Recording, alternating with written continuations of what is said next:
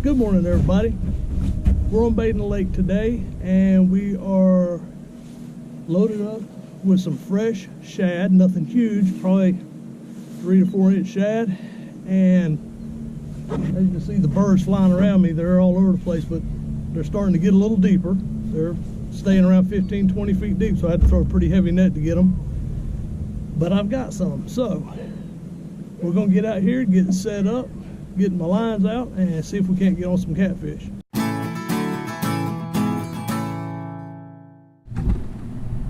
All right, folks, fish on. First one of the day. I ain't got that ready, do I? Oh, that's all right. Got a fish coming in. I don't think he's very big, but we'll see what he is.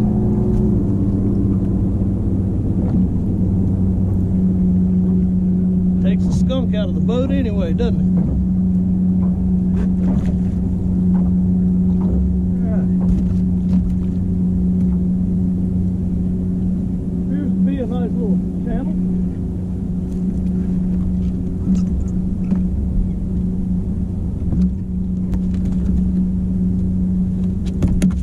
Oh yeah.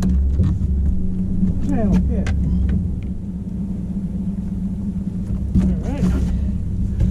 Like I say, it's not very big.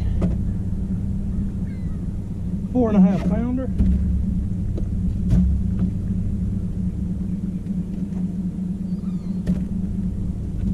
Let go down here. There you go. Nice little 4.5 pound channel cat. A little something to start the day with. Let's set him free. What do you think? We're still dragging. I've moved to a different part of the lake from where I caught that channel cat. Didn't get on anything else over there and got real tangled up on some things. A lot of stuff on the bottom. I guess people stood out Christmas trees for crappie bushes and things of that nature. So we come over here to where I fish pretty regular on this side of the lake. Plus I got a lot more confidence on it on this end. So this is where we're fishing. So we're going to pull around here for a while. I'm going to pull this way, loop around, and head back down the channel. I am pulling a drift sock because the wind is blowing that direction, and with the drift sock out, it slowed me. As long as the wind don't pick up anymore, it keeps me about 0.5, and then, well, 0.3, and then the trolling motor, kind of, I'm using that for guidance. Show you real quick the rig I'm using. I am using a Santee Cooper rig. A lot of you folks know that fish regular for catfish. You know what I'm talking about. For those that don't know what a Santee Cooper rig is, it just starts with your basic swivel. I'm not sure what pound this is, just a big old swivel. I buy them over at Walmart, so cheap swivel. I use about 2.5, sometimes 3 feet of line.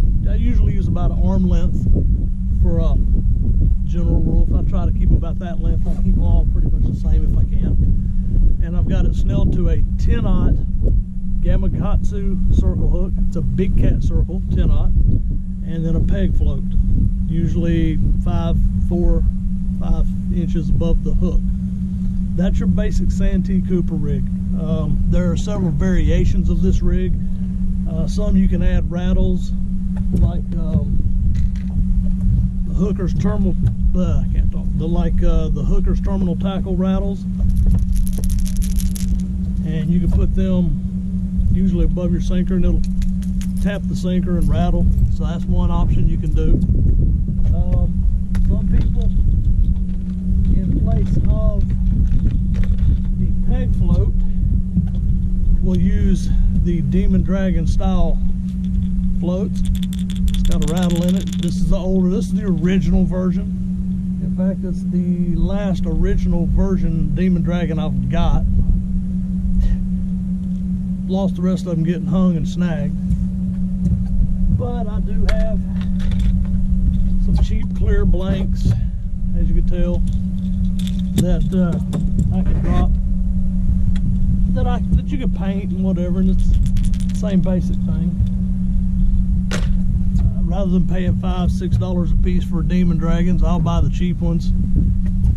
They're not painted as pretty. I believe I've got one on, folks. Hang tight.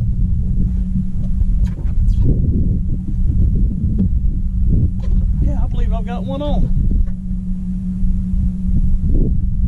Either that or I'm hung up on a log or something. We'll see. Don't fall first. Might be just hung up on some trash off the bottom, because I'm not feeling any fight.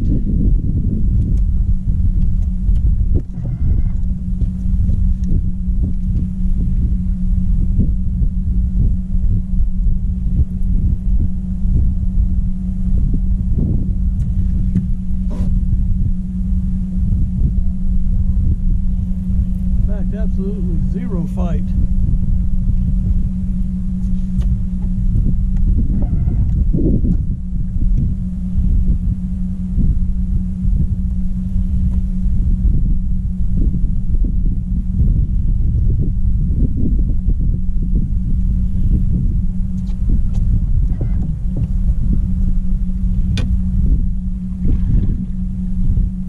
Well, I guess the reason I'm getting no fight is he's all wrapped up in it. He's not happy though. Come here, buddy. Unwrap yourself. He got down there, I guess, and rolled around. Now, there we go. And he came off. Oh well. It's probably a channel cat about the same size as that last one I caught. He got on there and rolled around, I guess, and got himself mostly unhooked. So stand by while I rebait.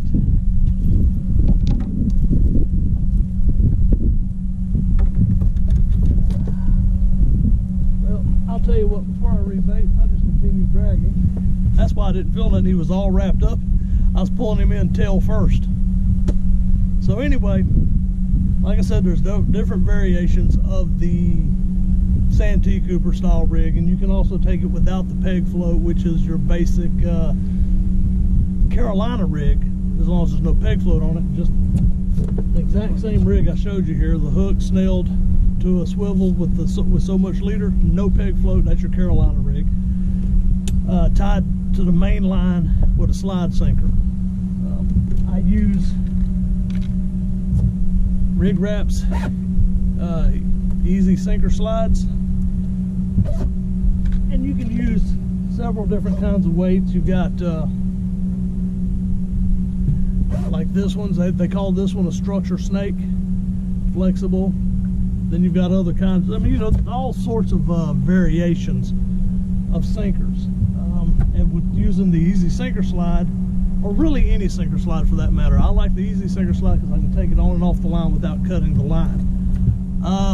But any sinker slide, what that allows you to do is I decide to stop dragging. If I want to anchor and throw lines out from an anchor position, I can just take that off the slide and drop a disc sinker on it. These are 4 ounce, 3 ounce, 2 ounce, depending on the current. That no roll sinkers. You can pop those on and off, different kinds of dragging weights, and that's basically the rigs I use. And even when I'm anchored, a lot of times I'll leave peg float on it to bring the bait up off of the bottom, because the sinker will hold this here, and this will allow this to come up off the bottom, so that you're not always necessarily fishing directly on the bottom. I'll fish some on the bottom, and some I'll allow to float up. And I'll just let the fish tell me what they want. If I'm catching them more on with the peg floats on them, then I'll switch everything to the peg floats. If I am catching them more on rigs without peg floats, then I'll pull those off. So basically I'll set several different things out and let the fish tell me what they want. But when I'm dragging, I almost always use some version of the Santee Cooper rig. So I'm gonna go ahead and get this other rod baited back up, see if I can get it out and get me another fish. Stick around. Alright, I had a subscriber or a viewer request information on how I'd done my rod holders with the VersaTrack system. I did not buy anything to attach my rod holders to. I actually made them. So this is kind of a brief clip, but I'm going to throw it in here and show everybody what I did. Alright, as you can tell, I use monster rod holders. So what I've done is I cut a 6-inch piece of 2x2 by 1/8 inch channel, and this is a half 13 thread threaded rod coupler, which I welded to the channel, or angle, excuse me. And for the bolts for the VersaTrack, I just simply used carriage bolts, 1/4 inch carriage bolts, and I bought the threaded nut knobs on Amazon. So that way I can simply loosen those up a little bit and slide the rod holders, get them loosened up, slide them wherever you want to put them. So you can see I can move it. There you go. Once you get it broke loose, it'll move on, but you can slide it wherever you want and use it as such, and then just tighten it back up.